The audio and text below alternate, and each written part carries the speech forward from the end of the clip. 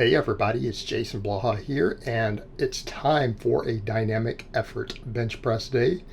But a quick reminder for those of you who watch these videos, please remember to click like down below. It would be greatly appreciated. Let's get over to the training. All right, today I did speed bench with bands. Again, we're starting the band wave, and I used the buffalo bar. And we did all three grips. We did pinkies on rings, medium grip, and then close grip for a third of the sets each. Now, this is keeping with my theme of deeper stretch on the chest, right? I need my chest to grow. I need my pec tendons to hypertrophy, all that. So I need to strengthen them up. I've discussed that quite a bit as far as really, I feel like pec tendons have historically been kind of what's held me back from being good at wider grip benching. And we're just going to embrace that fully. I'm going to need to do a lot of my training deeper than a bench range of motion. And this keeps with that theme. The other thing, I was doing some reading and I found a study comparing the buffalo bar with a straight bar, and they found that the buffalo bar on the bench press in that study had a higher rate of force production for lifters. Well, what do we need for speed work? High rate of force production. And I'm also, as I've said before, I'm going over to pausing. I'm pausing on all of my speed bench. I'm not trying to do the touch and go and reverse it. I'm trying to just pause, stay tight, and explode as hard as I possibly can so that I get the speed. And I'm happy with this today. Of course, this is light, and through the wave I'll increase it over the 3 weeks slightly. Each week will go a little heavier. So it's not particularly aggressive even for speed work. But you know, the amount of weight people use on speed work is a controversial topic anyways. But again, this went really well. I felt the extra stretch, particularly with the widest grip. Definitely noticed that. And I will eventually probably rotate over to doing some of my rep work with this bar again.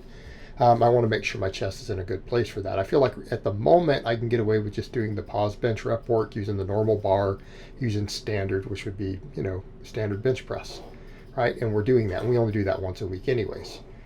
So it would behoove me to eventually work some of this in. But for now, I feel like the dumbbells, the illegal wide bench, McDonald bar, all of that's going to give me what I need. And we did good with all of that today.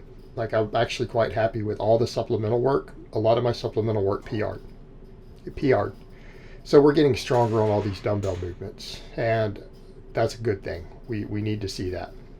But I basically got slightly stronger on every single supplemental lift other than the chin-ups. And chin-ups are going to be tough until my biceps get bigger and stronger, right? And until I lose more body weight cutting, chin-ups are going to be tough, and that's why I'm having to rotate the two grips, and that's why right now we're kind of doing shoulder width, and after probably 3 weeks of that I'll go back to real close grip, right? So I'm changing the grip a little bit, and I'll probably do it in 3-week waves, and I may not see a lot of strength increase, but I felt like today went better because I was at least able to grip it all the way through, and I didn't have to let go and re-grip on the last set.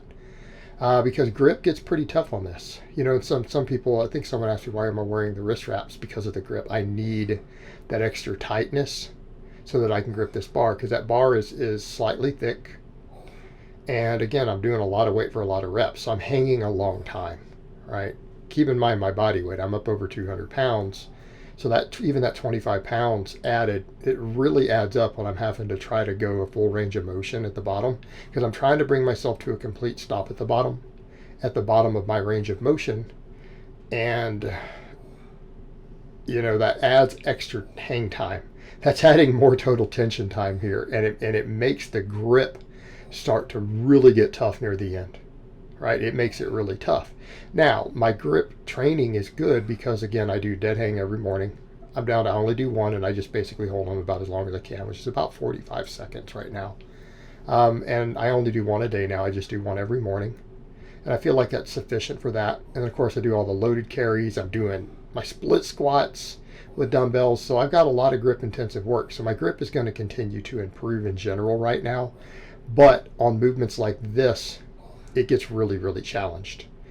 Because again, I'm doing 10 reps, and it'd be one thing if this is all, like someone who's up 185 using no extra weight, not a big deal.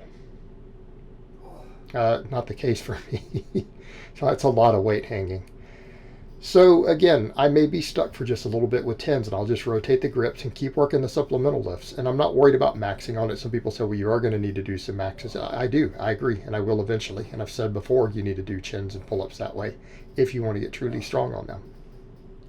I don't need to do it at the moment. I'm still base building that chin up, right? I need to get up where I do a 45-pound plate for sets of 10, right? At least. And then we'll worry about refining it. Now, these went good today, by the way. The dumbbell presses. Remember last time, first time I used the 90s was last workout. And what happened? I got 10, 10, and 8. Today, they weren't failure at 10. I knew I had at least a rep in reserve, so I got 10, 10, and I went ahead and took it up to 12 reps for the third set. That's progress. That means I need to bump the weight. So on all these supplemental lifts, when I can get 12, we need to add weight. If I can get 12 reps, it's time to add a little bit of weight.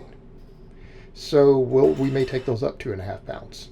And notice again, I got those pads down there. Because of the nature of these dumbbells, I can't set them back down. Notice because again, that basically post on the end, you don't want that jamming into your thigh. But you guys do notice when I do come up with these, I put them in a position to where I start from a dead stop on the first rep. Right? Because if you can't press from a dead stop out of the bottom off your armpits, it's too heavy for dumbbell work. It really is. But in this case, I got 12. So the 90s are not heavy enough, going to keep going up. I want to set a goal. I want to get to 10s with the 100s relatively quickly. That's a good first goal for me on the dumbbell presses because I just started doing them. Seal rows, same thing. I got like 10, 10, and I got like 12. These were hard last time. They weren't as hard. I need to add weight. I need to add weight. These will come up quick because I have a strong back. I'm just not used to the movement. So we're getting that novel training response, right? And we already know my lats are strong. I'll get strong on these pretty quick. But again, I want to get those different angles. And I've got 3 completely different back movements. So as far as total back development between these movements I do, if you think about it, look at what we have. We have 3 different back angles because I have chin-ups. Then I have these, which again, I'm perfectly parallel. And then I have that 45 degree almost, right? Because then I do, well, it's not 45, it's 30 degree incline, right? Because then I do the dumbbells. The hand grip is completely different on all 3 also. So if we start thinking in terms of activation, we've got a supinated, we've got a hammer grip, and a full pronated. And 3 different back angles. Hey, that's a lot of variation. And 3 sets of 10 on each one. I mean, that's a lot of middle and upper back work. We have hit everything. It's about every possible angle. So I really like the balance of this, and I like that it doesn't beat my lower back up because I'm doing all that pulling and I'm doing the pause deadlifts and stuff on lower days. My back getting a rest is nice because I am hammering my low back super hard. All right, the McDonald bar. I bumped this just 2.5 pounds, and I did the same thing, 10, 10, 12. I need to be very, very careful, though, on limit sets with this for obvious reasons because I'm doing it without a way to hard stop because I'm not using a bench block. But I'm actually getting relatively close to my chest now, so I kind of wonder if I put a block on there where it would be. But I'm hoping as the teddies get fatter, because my chest needs to grow, I need to add meat to my pecs. That's a big part of what I need for my bench. It really is. Never really been a delt weakness. You guys have seen me build up to a strict press of 227.5, right? It's really chest. And I mean, to some extent, tricep. The tricep more limits me on closer grip. But on these, I need to be careful of it. I'm only going to run these in a 3-week wave. And then I think I'll go back to illegal wide for a 3-week and then rotate these back and forth. So you guys will notice I'm not going to do, I may not do any real heavy close grip for a while. I may just do a normal bench and then I will do dumbbell and then whichever of these 2 I'm doing in that block. Because I'm getting some close grip on the speed benching. I'm not as worried about it. And if I need to rotate it back in, I will. But I need to be more chest focused in general. And I'll just keep hammering 2 different tricep movements to make sure my triceps get finished. Although I will say when I use that buffalo bar, even for the wider grip benching, even on the speed, I feel more tricep. Always with that bar.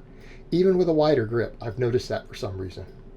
So, but again, I will still do 2 different tricep exercises to accompany all this because I know my triceps are not getting all the work they need from all this type of pressing that I'm doing. We could argue the dumbbells probably hit it the hardest. But again, on this, I got 12, and it's like, okay, I'll bump this again next time. I just need to go up very slowly, and then I'll do it in waves, and I'll do the illegal wide bench the same way. And over several months, yes, they will probably just get heavier and heavier. I'll try to slowly micro-load those up as a final movement. So I'm not as worried about pushing the limits, because those are not the safest movements always. This on the first set, I was kind of still tapping the floor. I didn't quite get far enough up the bench. But the same thing on these, since I used the 90s on the flat presses, I thought I'll go ahead and use them for this, but they're harder. I'm a little weaker on this, I've noticed. So the 10th rep was super hard on all 3 sets. I did not really have a rep in the tank. These were limit sets. So the 9th set, it was all that I had. It was everything that I had. And there you guys see a really good example of my elbow. And I get annoyed having to tell this. I actually am banning people for this because it's annoying and stupid. Your elbow is bent at this amount on the deadlift. It's like, my elbow is not bent at all, you stupid fucks. That is my lockout. And it's the same on both arms. So, yes, at this point, if I have to repeat that over and over, I'm going to call you a stupid fuck because you are. That's a hang for me. That's where my elbows lock. My joint locks there. So, and you saw a good example, even with a non-supine grip. That's just my bone structure. What do you want me to do about it? It's not a damage. There's nothing wrong with it. It's just where my joint is. You can't fix it. Unless I wanted to have a surgeon cut bone and readjust and rebuild my joint, which I don't think would be very good for my lifting. You can't do anything about it. So, get on with your lives. I bumped these up 2.5 pounds because now that I've got the range of motion where I want it, I'm getting that stretch I want. So we're getting the long head. I'm gonna micro load these up, and I got my 3 sets of 10 on this. And it felt pretty good. I may do the same weight again next time, where I might bump it another 2.5. I think on these I probably don't need to go up more than 2.5 pounds a week. It's a smaller movement, but I have found that groove to where it's comfortable for my shoulder to get a stretch, to get up behind my head, really get that long head a little bit deeper. Right, because this is my movement to really hit that long head harder. This is a complete tricep exercise. So it works all 3 heads very, very effectively. And it's relatively easy on the elbows. So you guys will notice the type of extensions I'm doing. People can argue they're not the best for bench lockout. Yeah, that's true. But they do build the whole tricep. And I need to build my whole tricep.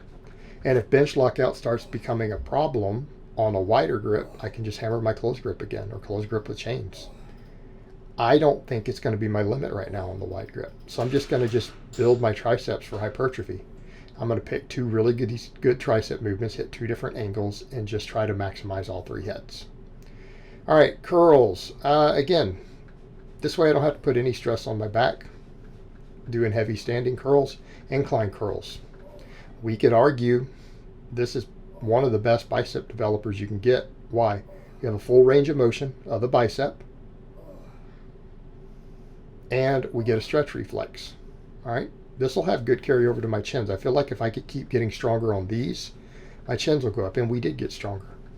I went up to 32.5 pounds today from 30 because I was able to get 12, and I pulled the same thing off. I got 10, and then I managed to squeeze out 12 reps on the 3rd set. So I'm getting stronger on all these little dumbbell movements. Right, we're progressively overloading them. And we'll continue to do that. Some people say, well, can you just take them all out failure? I'm doing a lot of volume. I probably need to have a rep or 2 in reserve on a lot of sets. But then the final sets, we can try to see, can we get a little more? Some of them I can and some of them I can't. But I managed to get 12. So rather than say, well, should we push these sets to the limit? No, I need to increase tension. All right, if I can get 12 reps on a final set when I'm supposed to be doing 3x10s, we need to bump the weight next time. And since it's a PR, we got a good training response, right? We can use the sets at the end to determine when we need to increase weight. It's a very simple approach when you're doing something like 3x10, and it works. Simple and effective. I went ahead and used the same weight for these, and these were a bit harder. 10s were challenging, and I don't think I got more than 10 actually. So I think that's kind of where I'm at on this movement. So, but again, second tricep movement, no surprise. It's also, again, a deep stretch. This one's very, very easy on your elbow joint. So again, if you're someone who has any sort of elbow tendon issues, elbow pain, dumbbell extensions like this, very, very easy on them. But with this weight today, these were pretty much limit at the end, although that may not be true. I might be able to go ahead and bump the weight on this, because I took very short breaks on this because I was like really feeling like I was getting more rushed for time because this workout was running way longer than I wanted, so I took really short breaks. So I feel like with these, I may have more in the tank. So if I bump the incline curls, I might be able to go ahead and bump these up. I might be able to go ahead and bump these up also. But again, they felt good in my triceps. Between those two movements, my triceps, really just these two small movements after all that pressing, my triceps felt really good. Like they didn't feel destroyed. Sometimes they felt a little more destroyed after close gripping first, but just coming in and doing these movements, they just got a really, really good pump, right? They got a good pump. But the first time I rotated these movements in the other day, I had DOMs in my triceps. I didn't get it last time, and I feel like on this I may not have it so much. So again, just really good activation. Hammer curls, I was going too light. I bumped it to 35, and I still got 12s. I need to go ahead and take these up, right? I need to go ahead and take these up. So again, I didn't superset any of this stuff for these last few movements, even though I'd like to, because my weights are getting different, right? Unless I want to do like 15, 16, 17 reps on one and 10 on another, I will need to rotate the exercises back and forth, meaning, or I won't be able to rotate them like that and superset it. But for these 35s, got 12s, not a problem. I think I got over 12 on the final set. I probably need to step these up again and go 37 and a half. I might even need to go ahead and just go to 40 pounds, right? I feel like I can probably get 10s with 40s, so I should probably go ahead and do so. Again, hitting the bicep, brachialis and everything from another angle. Get good, complete bicep and arm development out of all of this, which we need, because again, people always are like, oh, your arms suck. Okay, well, I think if I do all these little arm movements after doing heavy chins and pressing and all this stuff, I think that'll go away. And then, of course, we finish off with lateral raises. And today I went ahead and dropped it back down to 30, so I pulled the other small plates back off, dropped down to 30. I managed to get 11 reps on the final set, which is the first time doing that. It was hard. I struggled with 10 last time, so we squeezed out one more rep. And that's a PR. I mean, again, even on a smaller movement, if 10 reps has been the most you've been able to get with a weight, you can get 11, we're in a good place. I need to bring up my delts too, right? I need them to come up. This is, as I described, this is the one real vanity movement. It may not carry over to my strength at all. May not. But as I continue to get leaner and cut, bigger delts and upper traps is not going to hurt my my outreach at all. It's not going to hurt me from a career perspective, I don't think. All right, guys, but that's really all I have to say on that today. I hope it's been informative, and I will talk to you guys next time.